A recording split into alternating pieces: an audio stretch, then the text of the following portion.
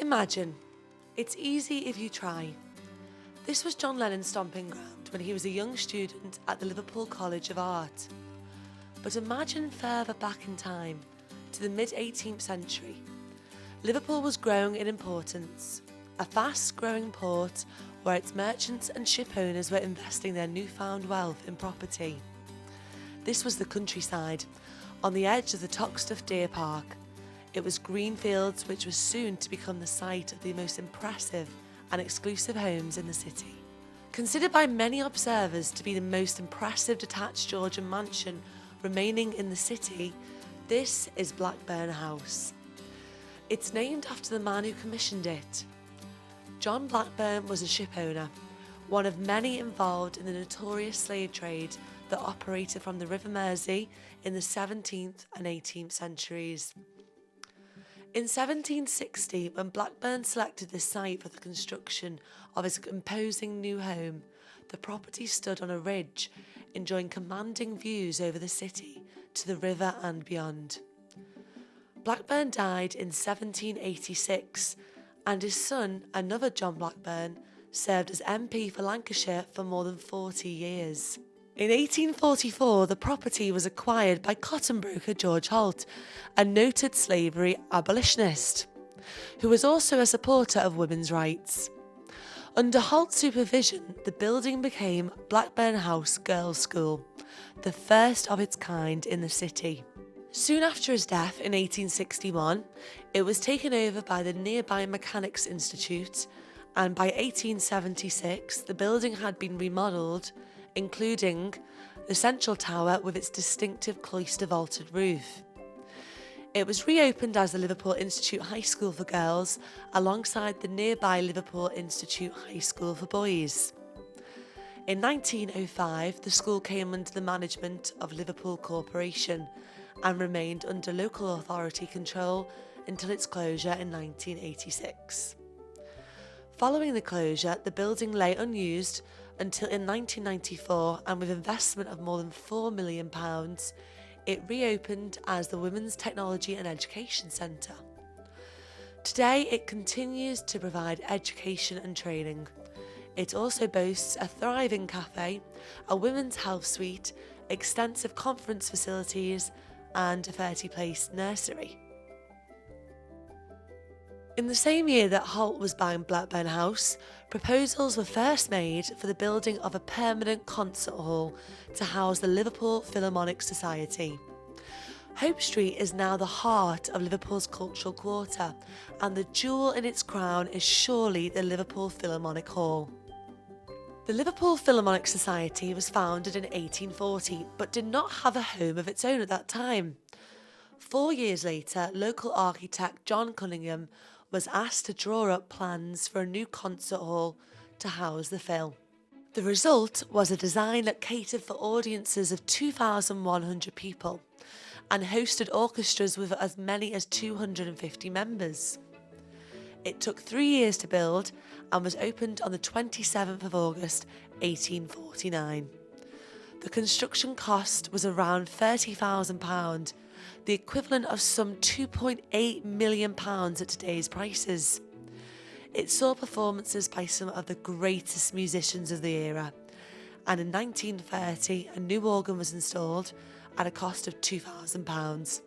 However, within 3 years disaster struck, when on the evening of the 5th of July 1933 a fire broke out in the roof space. More than 100 firemen fought the blaze, but the hall and its new organ were damaged beyond repair. Demolition work began immediately, and an insurance policy financed the cost of building a replacement on the same site. This is the magnificent Art Deco construction that we see today. It was designed by another local architect, Herbert J. Rouse, in which is more correctly described as the streamlined modern style. It is faced in distinctive fawn-coloured bricks and stands 3 stories high with a symmetrical front elevation, featuring a canopied entrance flanked by semicircular stair turrets. In the entrance to the hall is a copper memorial to musicians who died with the sinking of the Titanic. On the landings there are gilded reliefs of Apollo by artist Edmund C. Thompson. The curved auditorium has superb acoustics, and its side walls carrying female figures in the Art Deco style, representing musical moods, also by Thompson. In recent decades, the hall has seen ambitious renovation and extension projects, which have included the addition of conferencing rooms and more extensive catering facilities. As the home of the Royal Philharmonic Orchestra, the hall stages around 250 events each year, of which more than 60 are classical music concerts. Other shows include music of various types, along with films projected onto the famous wall-to-door rising cinema screen. Tours of the hall are also arranged, and it can be hired for corporate or private events, including weddings. The fortunes of this area have been transformed in recent years. 30 years ago, the kebab house was the main reason to visit Hardman Street. Now the whole place has a bohemian atmosphere, with scores of bars and restaurants doing a roaring trade. But the future of a Rodney Street landmark has only recently been secured. Some people thought St Andrew's Church was actually cursed. Perhaps some still do. Built by the Church of Scotland, it was opened in 1824 and closed 150 years later in 1974. It fell into the hands of a property speculator and was on the Heritage at Risk register. The facade, designed by Liverpool Corporation surveyor John Foster, is now the only part that now remains largely intact. Eventually, it was converted into apartments, and the former oratory has planning permission for a restaurant or bar. Untouched in the graveyard is the distinctive pyramid-shaped tomb of William Mackenzie, a railway contractor who died in 1851. Legend has it that Mackenzie was a gambling man who sold his soul to the devil.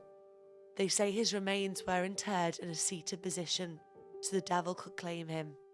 His spirit is said to haunt Rodney Street, and hence the story that the building itself was cursed.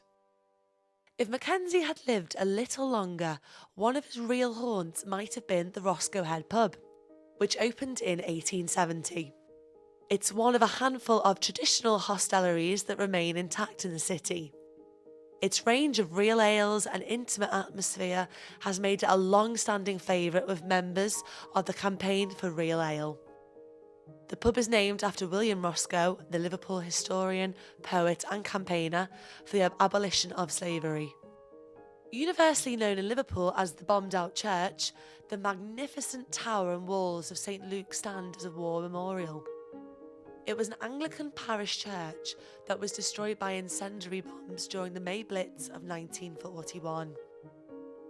The site had been donated by Lord Derby in 1791 on condition that the land should never be used for any other purpose than that of a religious worship. The church, with its ornate Gothic windows and pinnacles, was constructed in ashlar sandstone between 1811 and 1832 to a design by John Foster, Sr., completed by his son John Foster Jr. They were a father and son who served as successive surveyors for the Corporation of Liverpool. John Foster Jr., you may recall, was the man who also designed St Andrew's in Rodney Street. The tower was home to the first ever metal bell frame in the world, and it remains in position to this day, though the bells were removed after the fire. In addition to being a parish church, St Luke's was also intended to be used as a venue for ceremonial worship by members of Liverpool Corporation. It was on the 6th of May 1941 that the incendiary bombs fell and started the blaze that gutted the entire building. During the remainder of the war, it was left boarded up, and afterwards it was decided that the shell should be left standing as a memorial to those who perished in the bombings. For decades, it had been blackened by the deposits of soot from coal fires, but in the 1980s it was cleaned to reveal the true beauty of the warm yellow sandstone. The church and the surrounding walls, gates and railings are recorded in the National Heritage List for England as designated Grade 2 listed buildings and have been undergoing a process of restoration to ensure their future is secure. Top marks for those who predicted our next port of call. The former Liverpool Mission Church of St. Peter in Seal Street, another Grade 2 listed building. It dates from 1788 when it was built under the supervision of Benedictine priest Father Archibald MacDonald.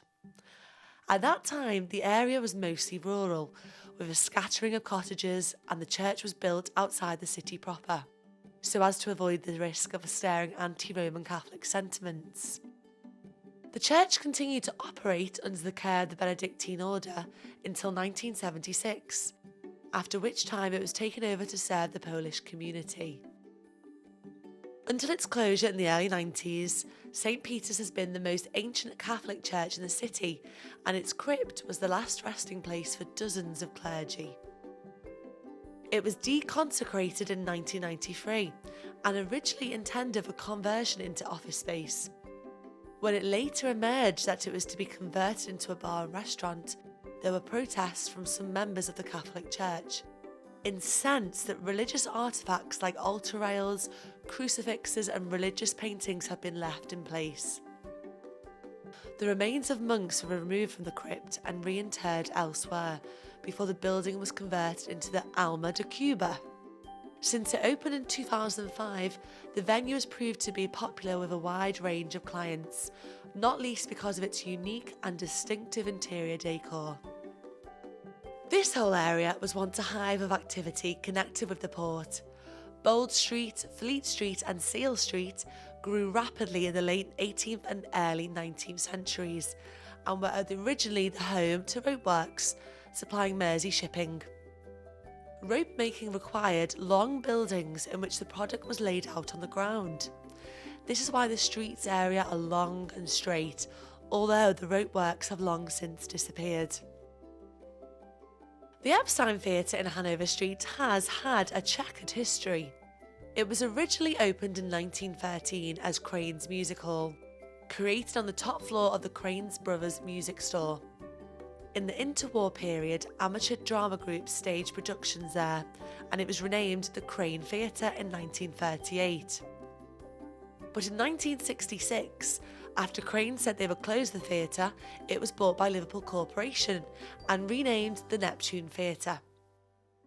However, the Neptune never quite achieved the success it had promised, and with a drop in the number of Amdram groups along with the development of other venues, the City Council was again considering closure in 1993. This caused a huge outcry, and many performers, including Dame Judi Dench, joined the campaign to keep it open. A professional pantomime, Snow White, was staged for the first time, proved to be a massive success, and helped keep the place going. In 1997, the Neptune was renamed in memory of the Beatles manager Brian Epstein, and as the Epstein Theatre, it found a new lease of life as a venue for stand-up comedy and touring productions. Busy Hanover Street was renamed in honour of the House of Hanover, after King George I was crowned in 1714. It had previously been named King Street. Great Charlotte Street is named after Queen Charlotte, the wife of his son George II. This was Blacklers, a famous Liverpool-based department store. You could get almost anything in Blacklers, from furniture to fashions, and its haberdashery department was known to carry a vast range of stock. But the store was perhaps most famous for its lavish Christmas grotto and its rocking horse Blackie, which is now on display in the Museum of Liverpool. At its interwar peak, the store employed 1,000 people, working across 6 floors and a warehouse in Bootle. Beatles legend George Harrison worked as an apprentice electrician at Blacklers in 1959, and Pete Best's mother Mona bought his drum kit from the Blacklers music department. The store was founded by Richard John Blackler and A.B. Wallace in the early 20th century. Mr. Blackler died in 1919, but his partner Mr. Wallace carried on the concern, supported by Margaret Blackler. Despite the building being badly damaged in the 1941 May Blitz, the business survived thanks to temporary outlets established in Bold Street and Church Street, and the first part of the completely rebuilt store was opened on the 29th of March 1953. Margaret Blackler died in 1957 without children, and ownership was passed to a number of shareholders, including sportswoman Vera Kingston, who was Margaret's goddaughter. In 1983, following Vera's death, the store was sold on once again, and all links to the original owners disappeared. It remained open only until April 1988, when it closed its doors. The site now includes a Wetherspoons named the Richard John Blackler and a branch of Lloyd's Bank. Part of the upper floors have been converted into a stylish party venue named the Blackler's Room, which is hired out for weddings and other private functions. This area of the city is undergoing redevelopment, and within a year will become home to a combined development of apartments, restaurants and eateries. Despite a long campaign to save the Scotland cinema, it was defeated and the site has now been cleared for new buildings. One of Lime Street's timeless classics is the Britannia Adelphi Hotel.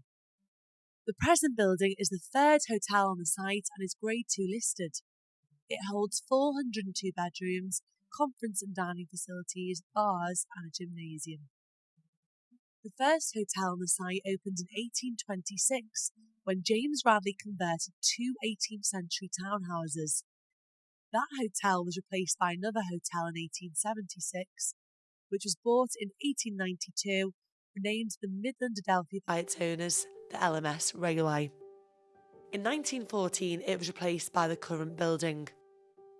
Constructed in Portland stone and designed by Frank Atkinson, it was once described as the most luxurious hotel. The original purpose of this building is fast becoming lost of local memory. Now known as Grand Central, it was built as a place of worship in 1905 as the Methodist Central Hall. It has a capacity of 3,576 people and was also used until 1944 as the New Century Picture Hall Cinema. From 1933 to 1939, the hall was the home of the Liverpool Philharmonic Orchestra, while the Philharmonic Hall was rebuilt following a fire. In 1990, the Methodist Church sold the building and it reopened as a bar and nightclub. It is Grade 2 listed and is now used for accommodation for alternative shops. Our final destination in this edition is Chinatown, which is recognised as the oldest of its kind in Europe. The presence of Chinese people in the city dates back to 1834, when the first vessel arrived direct from China at Liverpool's docks to trade goods such as silk. Strong links were established between the cities of Shanghai, Hong Kong and Liverpool, and many Chinese nationals settled in the city. The original Chinatown was in the docks and featured businesses that included restaurants, laundries and chemist shops.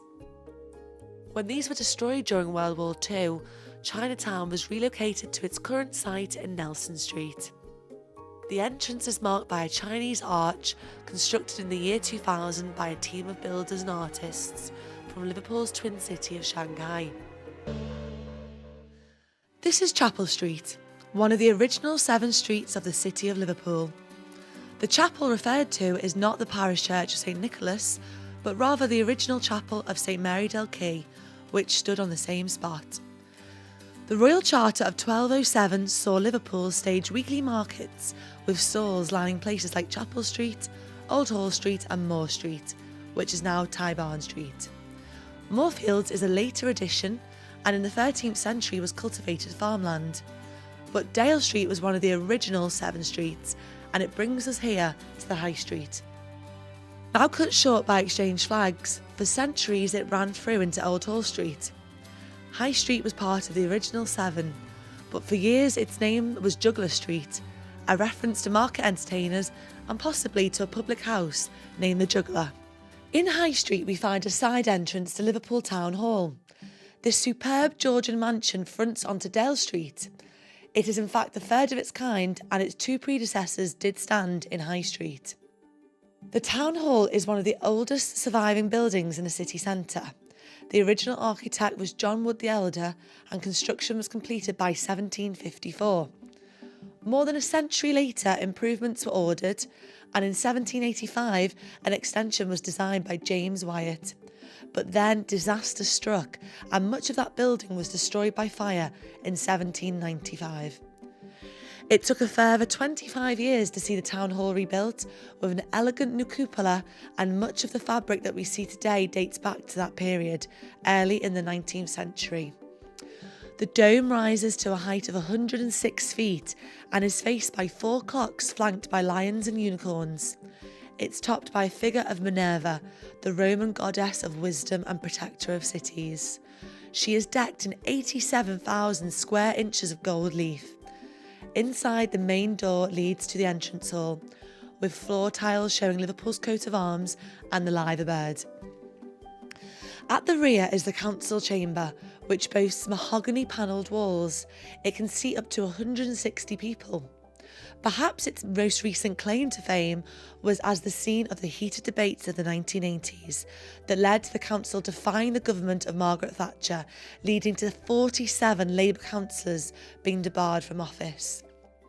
Liverpool City Council now meets here every 7 weeks, and those meetings are all open to the public.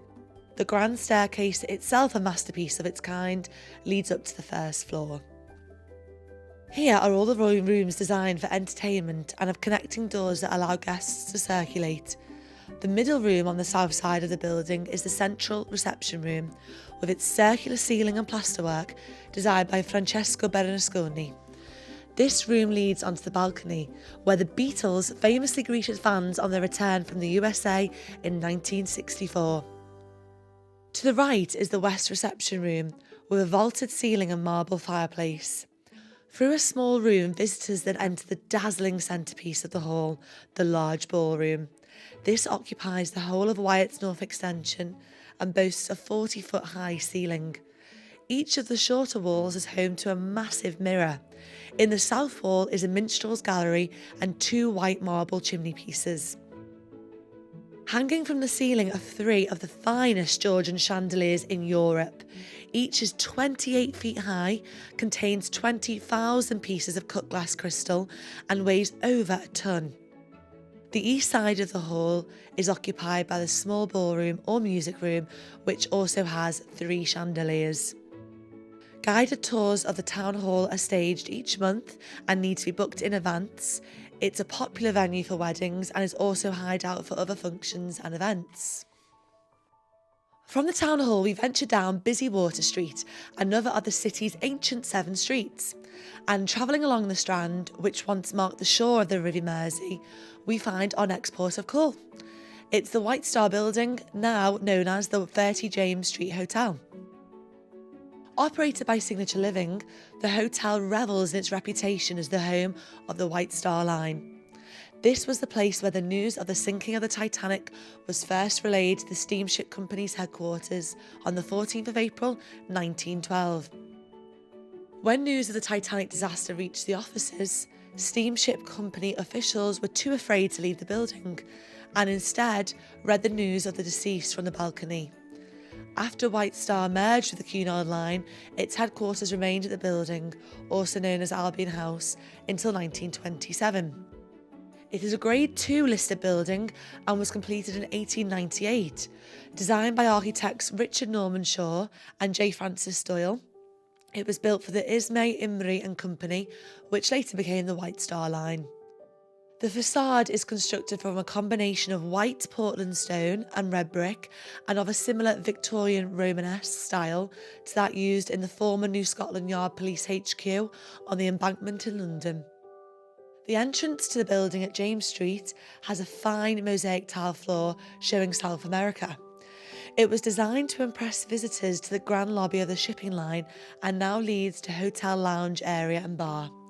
Upper floors that were previously offices and the boardroom have been tastefully converted to stylish bedrooms and public areas. During World War II, the gable of the building was severely damaged by bombs and was rebuilt in the late 1940s. The hotel owners recently launched a forlorn search for a huge clock that once stood on the corner of the building and was dismantled in the 1940s. It was hoped parts might be found lying in some forgotten corner, but to date nothing has come to light. During the 50s and 60s, the building was home to the Ellerman and Papania lines, and the facade was covered in large gold leaf lettering proclaiming the many destinations of its vessels.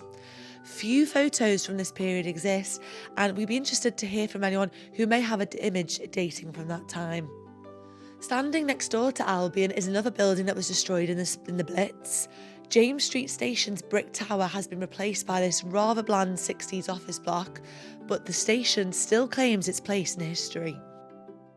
The station opened as the original Liverpool terminus of Mersey Railway Tunnel in 1886. James Street Station, together with Hamilton Square Station and Birkenhead, are the oldest deep-level underground stations in the world. The stations were so deep they required hydraulic lifts to give access. This gave rise to another world first, with the stations having the first platforms served by lifts. In 1892, a tunnel was extended to Liverpool Central Station, changing James Street's status to a through station, and this was followed in the 1970s by the development of the Liverpool Loop Line, seeing a third platform added to James Street. Of the original two platforms at James Street, only the westbound remains in regular use.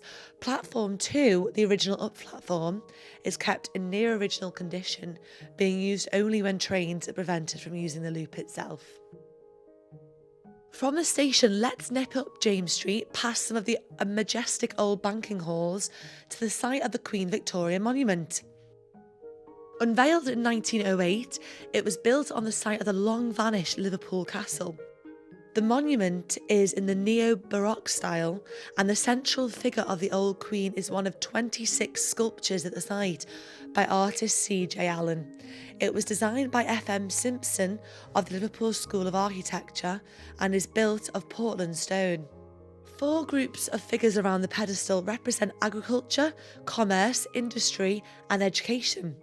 The statue of the Queen stands under a dome supported by 4 groups of columns, topped by 4 allegorical figures representing justice, wisdom, charity, and peace.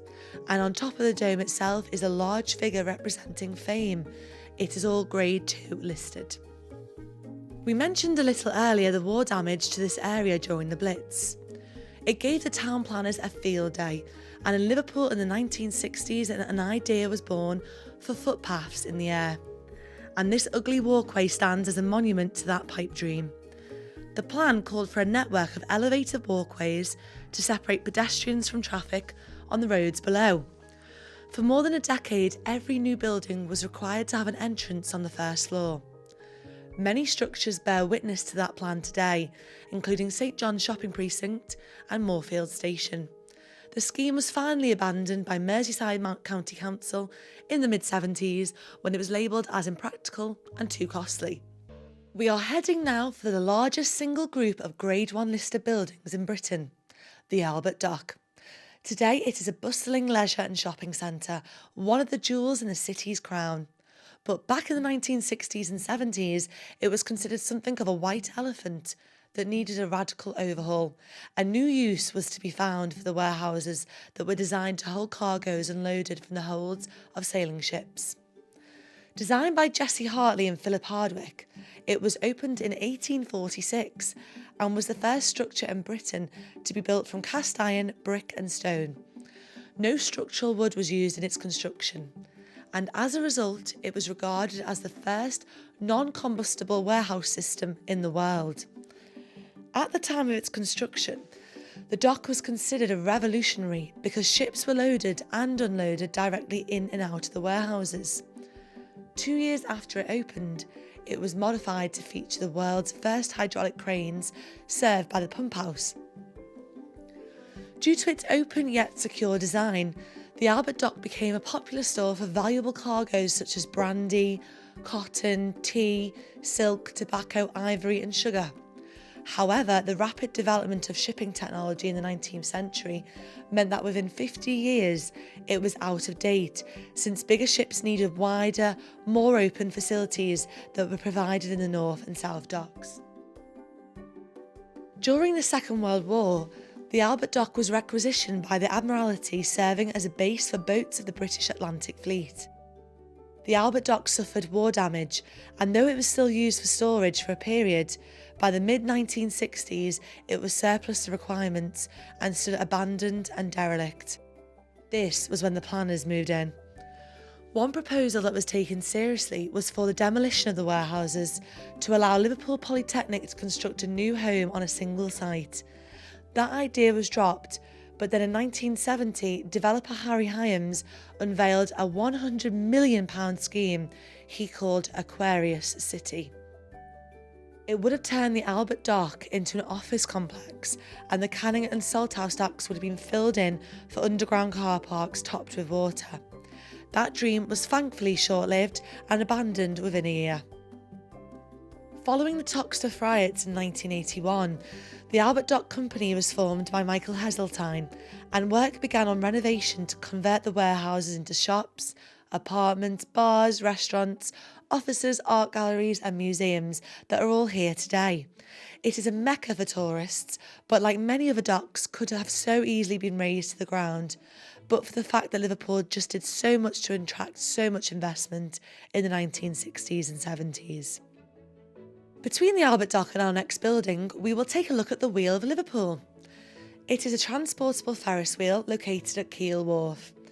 It was opened on 25th of March 2010 and stands 196 feet tall. It weighs 365 tonnes and has 42 fully enclosed capsules. The wheel had been planned for 3 years by the company Great City Attractions. A smaller observation wheel had operated at Liverpool One for a while, and this was dismantled when the Wheel of Liverpool was completed on the 11th of February 2010 at a cost of £6 million. The wheel was closed for a short time when Great City Attractions went into administration in 2012. However, it was purchased by Fraiche Entertainment International, and it is currently operated by their subsidiary Wheels Entertainment Limited. A ride on the wheel costs £9 for an adult. Our next destination is close by, the ACC Liverpool, which describes itself as the place where Liverpool welcomes the world. It is home to the Echo Arena, the BT Convention Centre, and most recently the Exhibition Centre Liverpool. It is located on the banks of the Mersey and close to the World Heritage Site waterfront. It features Europe's only purpose-built interconnected arena, conference and exhibition venue.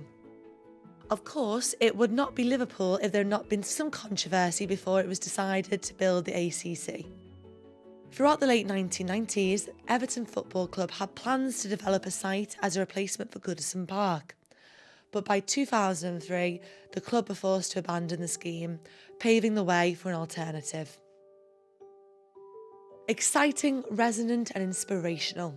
These are some of the words visitors use to describe ACC Liverpool. Standing on the banks of the River Mersey at the heart of the city's iconic waterfront, ACC Liverpool is a world-class facility in a unique setting.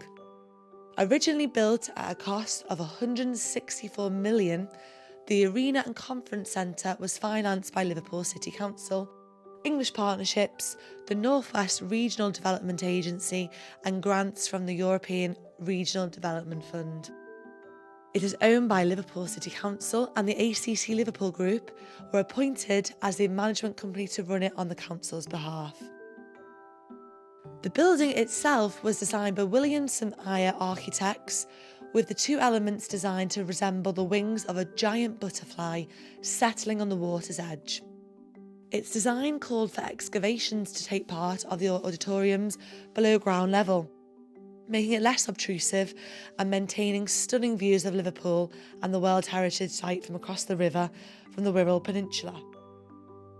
The Arena and Conference Centre provides a range of flexible options for conferences, exhibitions, banquets and shows, and an on-site multi-storey car park which has space for up to 1,600 vehicles. From intimate meetings for 10 delegates to large international conferences, ACC Liverpool boasts 15,225 square metres of combined exhibition space, 21 breakout rooms with capacities ranging from 10 to 613, and a 1,350-seat tiered auditorium with 2 rotating drums that mean it can be subdivided into 3 separate self-contained meeting spaces, two holding 250 and the third 850. September 2015 saw the opening of a state-of-the-art 8,100 square metre exhibition centre at Liverpool, making it the latest addition to the family of world-class venues. With an investment of around £40 million, the new venue consists of 8,100 square metres of exhibition space, which can be subdivided into 3 interlinked Pillar 3 exhibition halls, each 2,700 square metres in size, which can be used separately or in combination. February 2016 saw the addition of the final piece in the ACC jigsaw with the opening of the luxury Pullman Hotel Liverpool. This 4-star hotel is directly linked to the exhibition centre and has increased the number of bedrooms on the ACC site to 658, while the city centre bed stock now tops more than 6,000 rooms, meaning that the city centre is now attracting some of the biggest international conferences. We are starting in Toxteth and the Holy Land.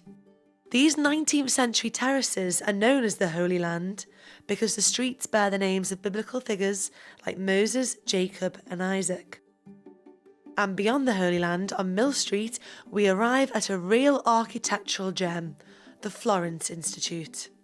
Dating from 1899, the Florey was built by City Alderman Sir Bernard Hall, who commissioned architect H.W. Keefe to design the building. He wanted to create a place of recreation for the poor and working boys of the area, and he named it after his daughter Florence, who died at the age of 22. The building itself is a fine example of late Victorian architecture with bold use of terracotta facing bricks and finials. It originally boasted splendid interiors, with a great hall where concerts and boxing matches were staged, along with an airy gym on the top floor and a well-stocked library. The appeal of the Florey spread far and wide, and it attracted young people from all over the south of the city to play football, baseball, basketball, and to take part in boxing and gymnastics. Generations of boxing greats trained at the Florey, including British and Commonwealth bantamweight Alan Rudkin. A young Jerry Marsden learned to play guitar here and staged performances with a skiffle band in the Grand Hall, before he went on to form Jerry and the Pacemakers and find fame in the Mersey Beat era. But before locals could mark her centenary, local authority funding for the Florey had been withdrawn, and it fell into a state of disrepair and was closed. Vandalism led to a big fire in 1999 that left the building a gutted shell, and its future looked bleak. Initial attempts to raise funds to refurbish and reopen the building faltered, but eventually a trust was formed, and won the backing of the Prince of Wales, who proclaimed how much he admired the building. Despite decades of setbacks, enough funding was raised to restore the building to its former glory in a scheme that was completed in 2012. Believed to be the oldest surviving purpose-built boys' club in the UK, the Florey earned a royal seal of approval in 2013, when Prince Charles paid a visit to perform the official reopening ceremony. It may be hard to believe, but for more than 300 years this was a walled forest. Toxteth Deer Park was designated as a royal park, and the local gentry had hunting rights protected by the king. It was not until the end of the 16th century that its status as a royal park ceased and settlers started to move in. By the 19th century, it had transformed into a residential area with a mixture of grand houses and more humble terraced homes. In the early 19th century, this area was the township of Toxteth, which had its own administration.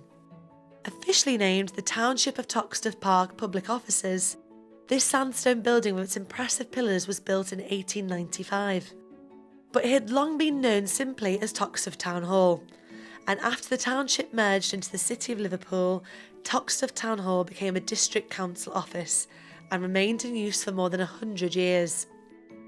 It played a major role in the civic life of the area, and during its long history served many purposes.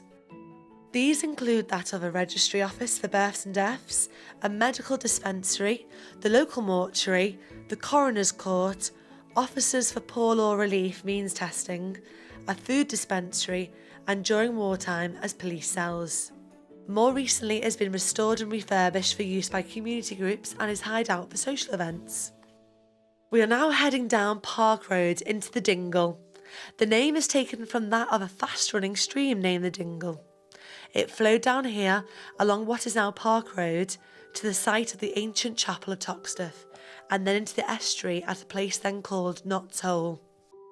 Knowing that a river once cascaded past the site, we can better understand why it was chosen as the site for the Toxteth Unitarian Chapel and School. The chapel was built in 1618 by a group of Puritans who had left Bolton to escape persecution and settled into what was then a remote spot on the banks of the River Mersey.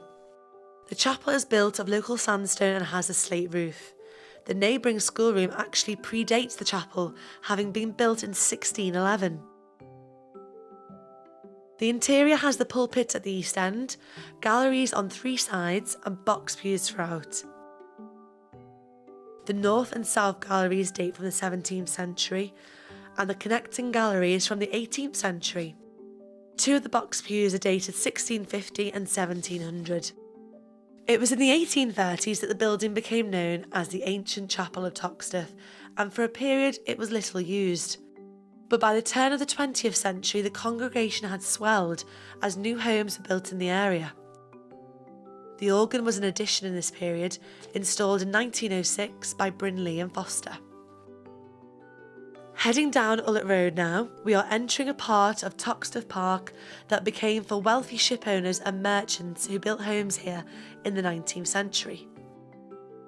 Houses were never built directly in Princess Park itself, as originally intended, but the concept of homes set in a magnificent landscape was brought to fruition here in Sefton Park. After royal control of the Deer Park ended in 1591, it came under the control of the Earls of Sefton. In the 19th century, the green fields and woodland of Toxteth started to be swallowed up by narrow streets and crowded tenements. But at the same time, merchants wanted sites for large mansions in South Liverpool and were inspired by Birkenhead Park, which was laid out in 1841. An 1864 Act of Parliament allowed corporations to borrow sums up to £500,000 for large schemes. In Liverpool, 375 acres of land was purchased in 1867 at a cost of £250,000 from the Earl of Sefton. The Corporation of Liverpool launched a Europe-wide competition to find a design for the park, and 29 entries were received. A design by French landscape architect Edouard André was the winner, and much of the detailed work was undertaken by Liverpool architect Louis Hornblower. The park was opened on the 20th of May 1872 by Prince Arthur, who dedicated it as being for the health and enjoyment of the townspeople. It is based on a design of circular and oval paths and roads, with 2 natural watercourses flowing into a 7-acre man-made lake.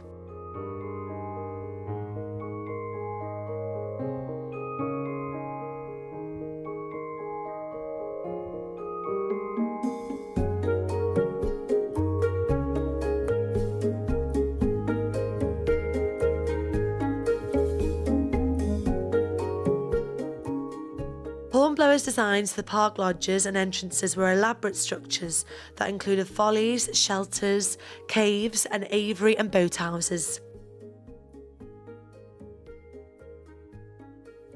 A deer park was included, and the strong water theme was reflected by the presence of pools, waterfalls, and stepping stones.